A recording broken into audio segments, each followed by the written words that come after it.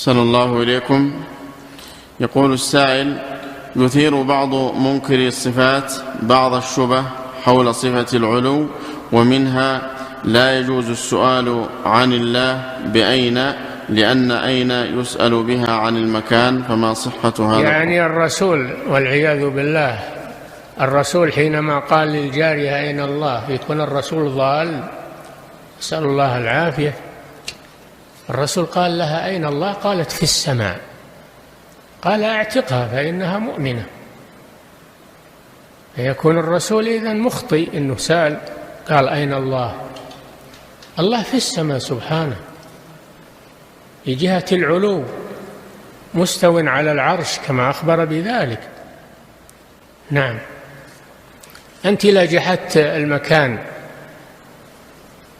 جحدت المكان تخطي الرسول صلى الله عليه وسلم على حسب عقيدة كنت.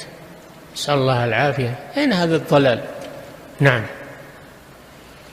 الله جل وعلا قال: أأمنتم من في السماء، يعني نفسه، فالله في السماء سبحانه في العلو فوق سماواته مستو على عرشه.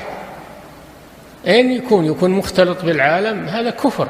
اللي يرى أن الله حال في العالم ومختلط بالعالم هذا كافر والعياذ بالله، لأنه لم ينزه الله عن الاختلاط بالناس ولم ينزه الله عن المواضع القذرة والكنف والحمامات. يقول الله في كل مكان. نسأل الله العافية. نعم.